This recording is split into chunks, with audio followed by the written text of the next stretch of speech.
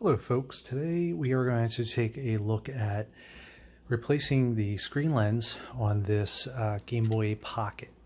This is a Japanese model that I recently picked up boxed and at a local show.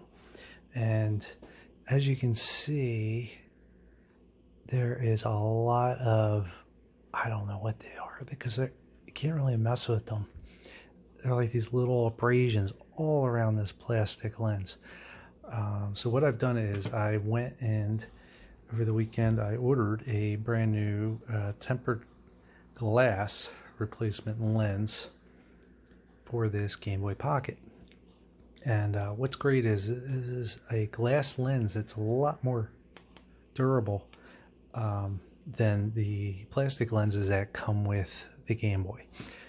These are relatively durable in general, but over time they get a little more beat, as you can see, especially on this device, which is in fairly excellent condition. So the hard way to do this is to go along the perimeter of the system, take out all these screws, and go in and kind of push it through from behind. Now, the method I prefer to use is one of these suction cup, the suction cup method. I have two different types of suction cups. This one I actually got with a Switch Joy-Con kit. Don't know why, but in any case, I have different variations of luck depending on which one of these I've used. And I found that using them successfully depends on how well the adhesive is still on a particular system that you're trying to replace the lens of. This system is in pretty good condition. It's almost like new. And it hasn't seen a lot of out in the field, so to speak. It's been in this box. So the screen is actually, it's got still got some pretty good glue attached to it. And I'm not gonna lie, before I start this video, I did take a little bit of a nudge just to show how this works. I wanted to have it all set up. I went and did a little bit of preliminary pulling and grabbing, not to waste anybody's time. This one was hard to get off. And I've had other ones, depending, that are just kind of rotted, I guess, from sitting in the sun, maybe, that the glue is very brittle. So your case may be totally different. It may just pop right off. It may even just fall off at a flick. This one, no, was a bear. So what we're going to do is we're just going to take, this is actually from iFixit kit, and we're going to slap this right on one of the corners that I know is weakest. I've tried all the corners, and I'm going to push it down pretty good, and we're just going to give it a slow yank here.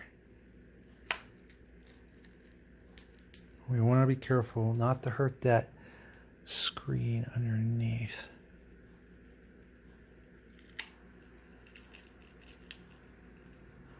Just slowly bend it back. What you're hearing is the glue holding the screen down, peeling off the case of the system. And there we have it.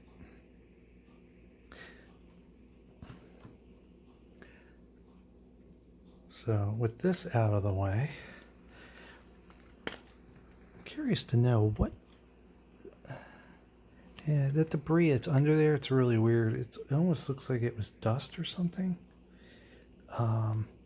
But no, it was not.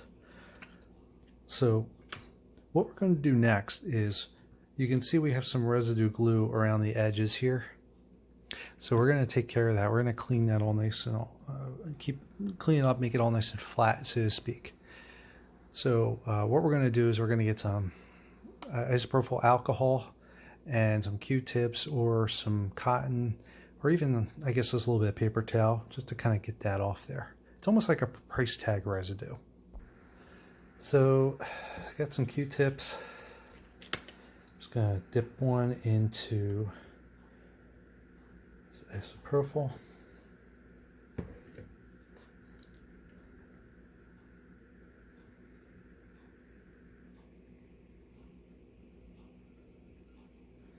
Just kind of clean around the edges a little bit. Try not to get it on the screen itself. You don't need a ton of it.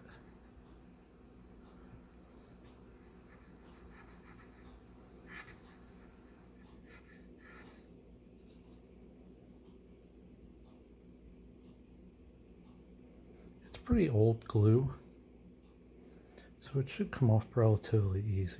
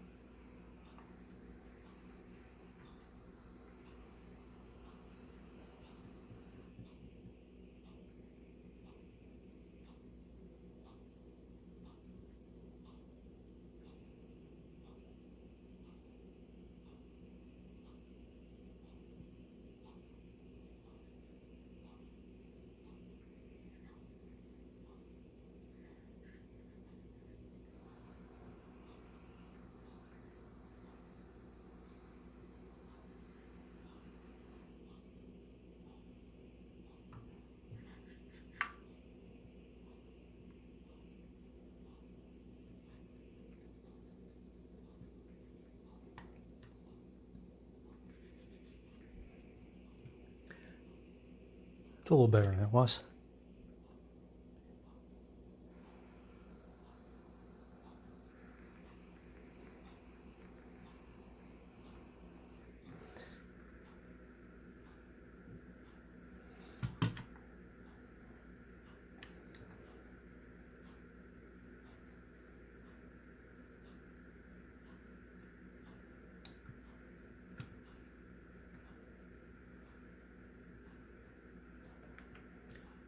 Some of it's getting a little hard to...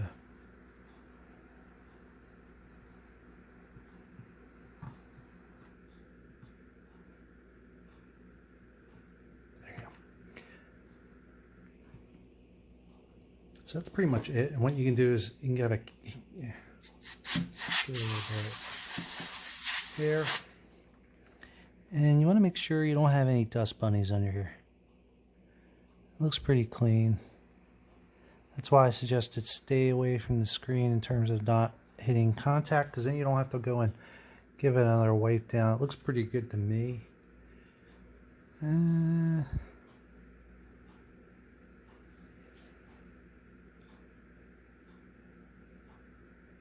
So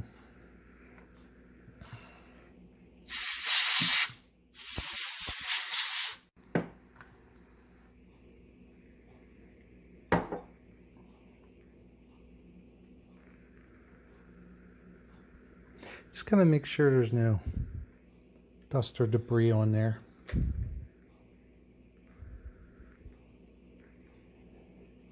So you get some just junk hidden on the side here.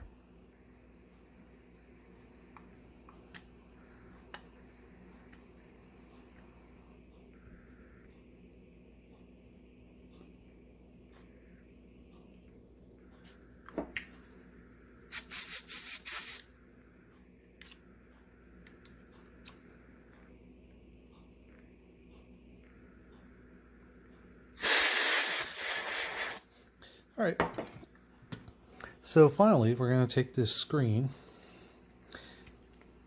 and from the back we're going to peel off. It should be right here.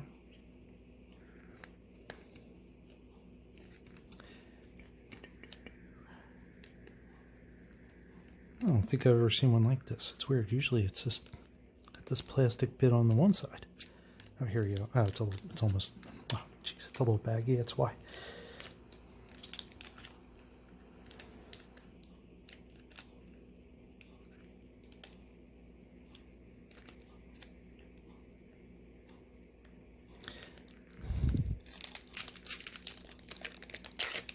There you go.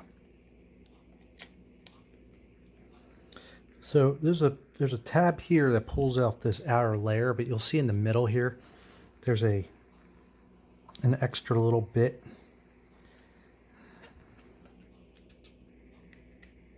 That can be a little bit of a bugger to get off. You gotta be really careful. You don't want to have a bunch of junk on the back of this thing.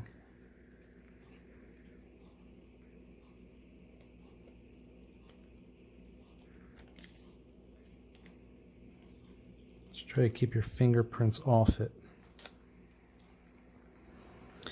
And what you can do is take the edge.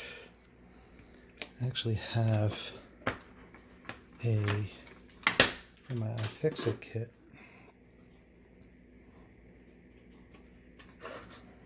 one of these little spudule things.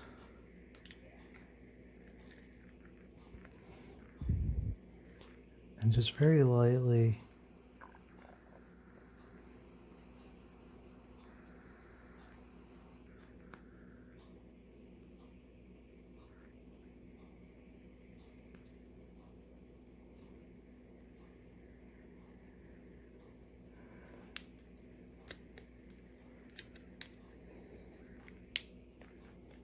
different angle.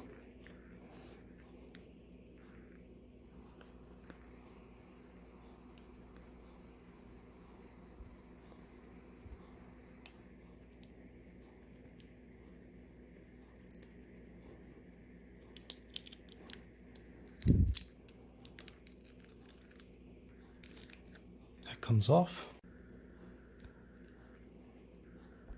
Okay, so we're gonna lay this down, giving our shot of air. I'm just gonna line this right up.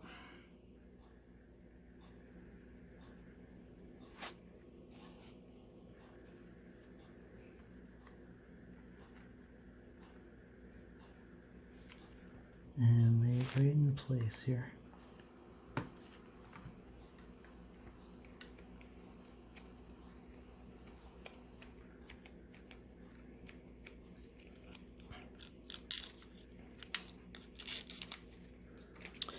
And there we have it. Brand new, shiny glass screen. I usually like to just give it a little push down a little bit.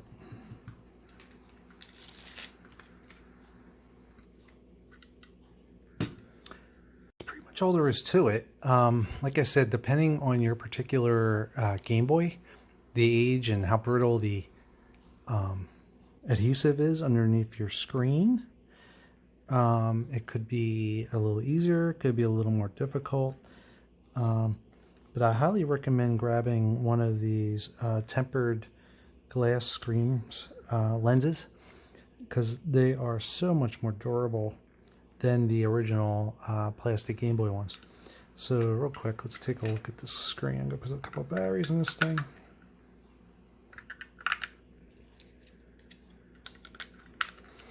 I have a Japanese Super Mario Land. Make sure it's not too finicky. Flip that on.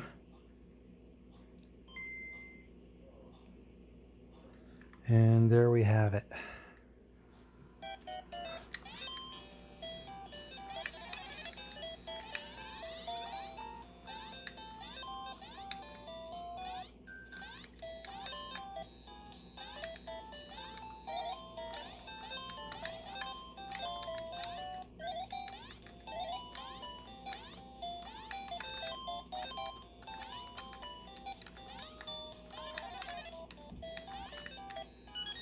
Up. Just kidding. All right. So anyway, thank you for joining me today. I hope this assisted a little bit. Once again, it's actually not a very hard thing. A lot of these second-hand devices, which you find laying around, are usually the ones that are the easiest.